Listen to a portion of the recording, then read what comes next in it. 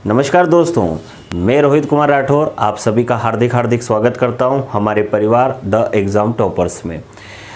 मध्य प्रदेश की जो पिछली क्लास थी उसमें मैंने मध्य प्रदेश का भौतिक और आपको प्राकृतिक स्वरूप पढ़ाया था। उसमें कुछ स्टूडेंट को क्षेत्रफल से संबंधित कुछ डाउट है, उस डाउट को मैं क्लियर कर देता हूं। उन्होंने कहा है कि बुक में कुछ क्षेत्रफल अलग देखने को मिलता है, आपने कुछ अलग पढ़ाया है, तो वो डाउट क्लियर कर देते हैं। मध्य प्रदेश में जो मालवा का पठार है उसका क्षेत्रफल आपको बुक में दिखाई देता है 88,222 वर्ग किलोमीटर, परंतु मैंने आपको यहाँ पर बताया है 85,322 वर्ग किलोमीटर। इसी प्रकार नर्मदा सोन घाटी का आपको बुक में क्षेत्रफल देखने को मिलता है 86,000 वर्ग किलोमीटर, परंतु मैंने आपको कितना बताया है 83,657 वर्ग किलोमीटर। जो मैंने आपको क्षेत्रफल बताए हैं, अगर वो क्षेत्रफल जोड़ दिए जाएं सभी, जैसे कि 85,322 मालवा का पठार का क्षेत्रफल है ना, 83,657 वर्ग किलोमीटर नर्मदा सोन घाटी का है, 31,317 वर्ग किलोमीटर आपका सतपूर्णा श्रेणी का है, 19,611 पूर्वी पठार का है। इसी प्रकार 31,954 वर्ग किलोमीटर रीवा पन्ना का पठार का है, 23,495 बुंदेलखंड का और 32,896 वर्ग किलोमीटर आपका मध्य भारत के पठार का है। अगर ये सभी क्षेत्र आपस में जोड़ दिया जाए तो इसका एग्जिट टोटल आता है 3,08,252 वर्ग किलोमीटर। कितना? 3,08,252 वर्ग किलोमीटर। और यही मध्य प्रदेश का क्या है? यही मध्य प्रदेश का कुल क्षेत्रफल है।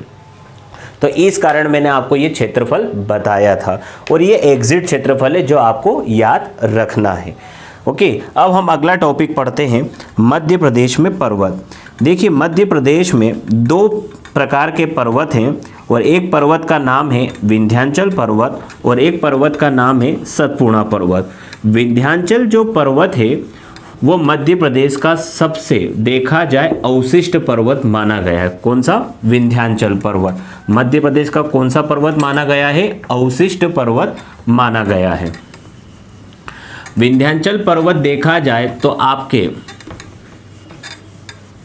हिमालय पर्वत से भी मध्य प्रदेश का सबसे प्राचीन पर्वत है। जितना हिमालय को हम नवीन पर्वत मानते हैं, उसी प्रकार देखा जाए वह विंध्याचल पर्वत जो है वह हिमालय से भी अधिक प्राचीन पर्वत माना गया है। विंध्याचल पर्वत का देखा जाए मालवा के पठार से दक्षिण से प्रारंभ होकर विंध्याचल पर्वत आपका मध्य प्रदेश, उत्तर प्रदेश, झारखंड और बिहार के सासाराम तक जाता है। विंध्याचल पर्वत का आरंभ कहाँ से होता है? तो विंध्याचल पर्वत का आरंभ होता है गुजरात के जोबट नगर से। कहाँ से? जोबट नगर से बिहार के कहाँ तक? सासाराम तक। यहाँ तक हमें क्या देखने को मिलता है? विंध्याचल पर्वत का विस्तार देखने को मिलता है। विंध्याचल पर्वत का जो पश्चिमी भाग होता है वो लावा रहित होता है। कैसे होता है? लावा रहित होता है। इस विंध्याचल पर्वत में देखा जाए इसके पश्चिम में हमें दो श्रेणी देखने को मिलती है। एक श्रेणी का नाम होता है भांडेर शैली और इसकी पूर्वी श्रेणी का नाम होता है कैमूर श्रेणी। क्या नाम होता है? भांडेर श्रेणी और कैमूर श्रेणी। यह विंध्याचल पर्वत की जो ऊंचाई देखी जाए तो वह सतपूर्णा पर्वत से काफ़ी कम होती है। अर्थात विंध्याचल पर्वत की जो ऊंचाई है वो सतपूर्णा से काफ़ी कम होती है और ऊंचाई कितनी होती है? लगभग 450 से लेकर 600 मीटर तक हमें देखने को मिलती है। अर्थात सतपूर्णा की सबसे ऊंची चोटी का नाम धूपगढ़ है जो 1360 मीटर हमें देखने को मिलती है। इतनी ऊंचाई हमें विंध्याचल पर्वत में देखने को नहीं मिलती है। तो इसकी औसत ऊंचाई कितनी है? 450 से 600 मीटर हमें देखने को मिलती है। इस विंध्याचल पर्वत की मध्य प्रदेश में सबसे ऊंची चोटी का नाम सद्भावना चोटी है। क्या नाम है? सद्भावना चोटी है। क्या नाम है उसका? सद्भावना चोटी है। इस विंध्याचल पर्वत पर मध्य प्रदेश में कई पर्यटन नगर है। चाहे वो आपका भीमबेटका हो जो कहाँ पर पड़ता है, रायसेन में पड़ता है। अगला आता है मांडू जो कहाँ पर पड़ता है, धार में पड़ता है। और अगला आता है विदिशा की उदयगिरी की गुफाएं, ये सब कहाँ काय का हिस्सा है, तो ये सब विंध्याचल पर्वत का ही हिस्सा है। अब इसकी जो श्रेणी पड़ती है भांडेर और कैमूर श्रेणी, भांडेर और कैमूर श्रेणी देखा जाए तो विंध्याचल पर्वत नर्मदा तथा गंगा और यमुना की सहायक नदियों के बीच जल विभाजक का कार्य करती है। अर्थात विंध्याचल पर्वत काय का कार्य करता है, जल विभाजक का कार्य करता है। कौन कौन सी नदियों के बीच, नर्मदा और गंगा और यमुना की सहायक नदियों के बीच काय का कार्य करता है, जल विभाजक का कार्य करता है।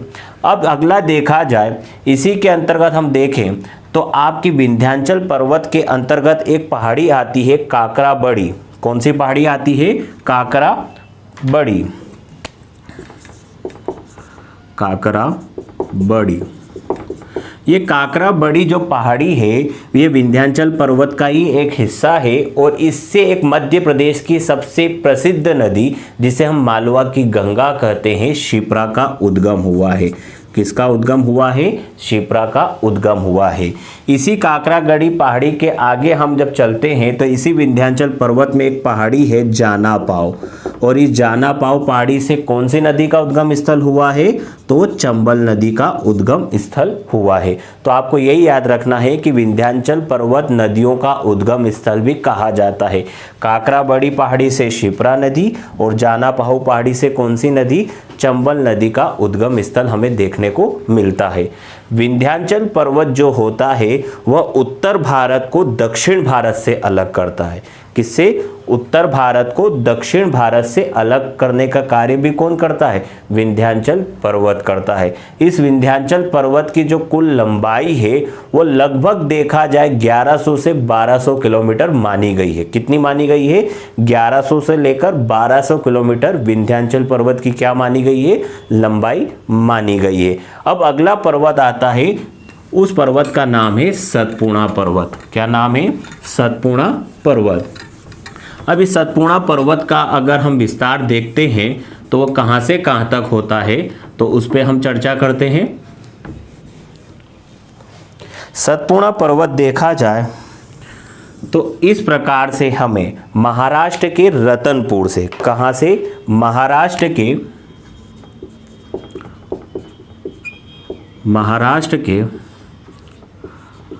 रतनपुर से, ओके, कहाँ से, महाराष्ट्र के रतनपुर से कहाँ तक, हमें देखा जाए अमरकंटक तक इसका विस्तार देखने को मिलता है।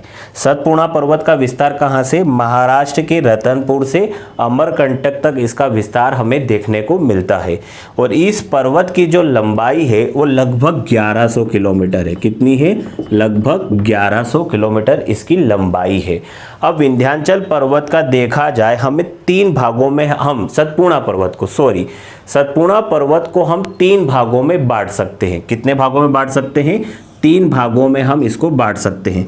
पहला भाग आता है पश्चिमी भाग, दूसरा भाग आता है पूर्वी भाग और तीसरा भाग आता है मैकाल श्रेणी। ओके, तो सतपुड़ा पर्वत को हम कितने भागों में बांट सकते हैं, 3 भागों में बांट सकते हैं, पश्चिमी भाग, पूर्वी भाग और मैकाल श्रेणी। इसका पश्चिमी भाग है उसका प्रारंभ कहाँ से होता है, तो महाराष्ट्र के रतनपुर से लेकर बुरहानपुर तक हमें कौन सा भाग दिखाई देता है, इसका पश्चिमी भाग दिखाई देता है। फिर यहाँ बुरहानपुर से लेकर हमें बैतूल तक छिंदवाड़ा तक, बैतूल से छिंदवाड़ा तक हमें कौन सा भाग दिखाई देता है, तो इसका हमें पूर्वी भाग दिखाई देता है। और मैकाल श्रेणी वाला भाग हमें कहाँ दिखाई देता है, तो मैकाल श्रेणी वाला भाग हमें अमरकंटक में दिखाई देता है। अब इसके पश्चिमी भाग में कुछ प्रमुख देखा जाए तो हमें पहाड़ी और श्रेणी देखने को मिलती है। और इस पश्चिमी भाग में हमें कौन कौन सी श्रेणी देखने को मिलती है, तो सबसे पहले आती है राजपीपला श्रेणी। कौन सी आती है,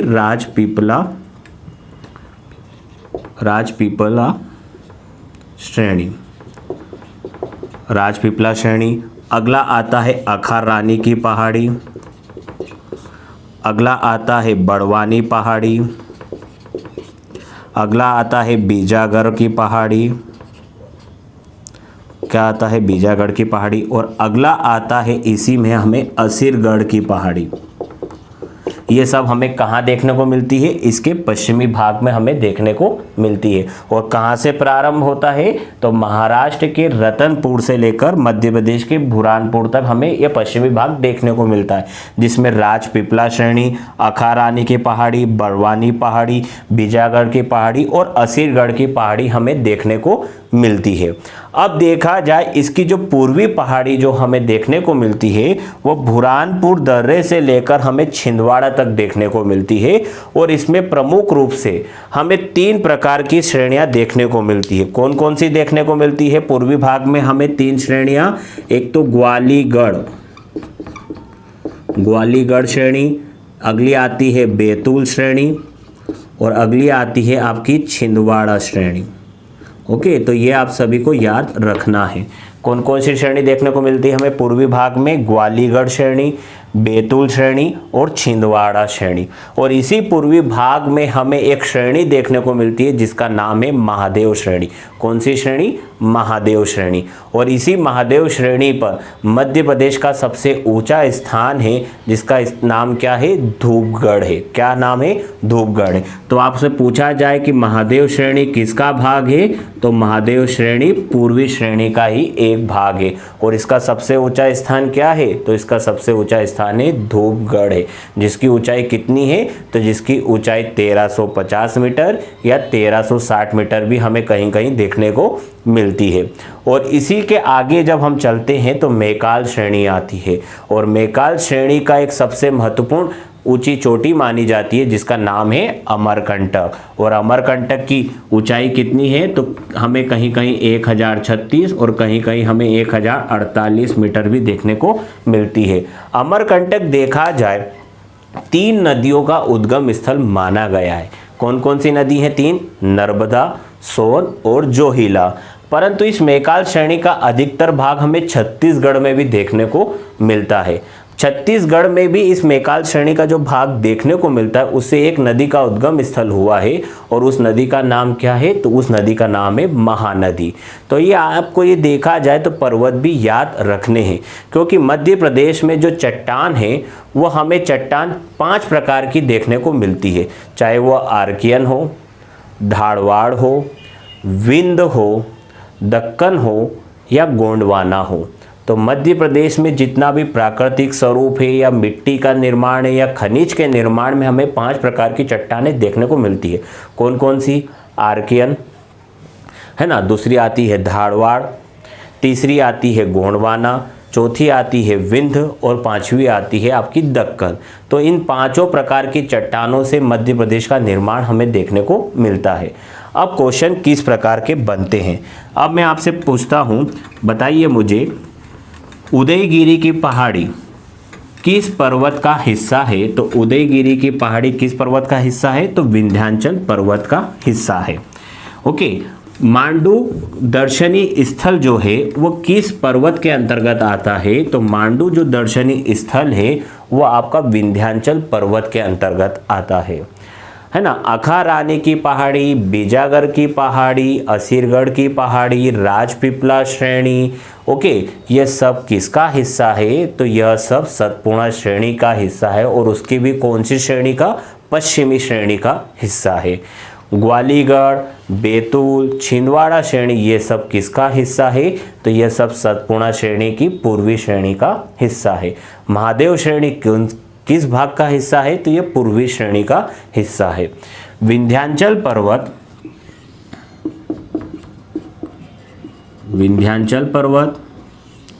सतपुड़ा पर्वत, ये दोनों भारत में जल विभाजक का कार्य करते हैं। काय का कार्य करते हैं, जल विभाजक का कार्य करते हैं।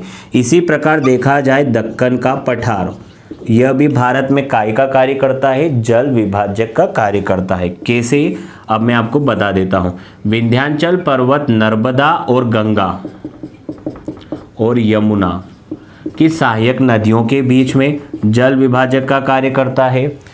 सतपुड़ा पर्वत और विंध्याचल पर्वत नर्मदा के बीच में जल विभाजक का कार्य करता है।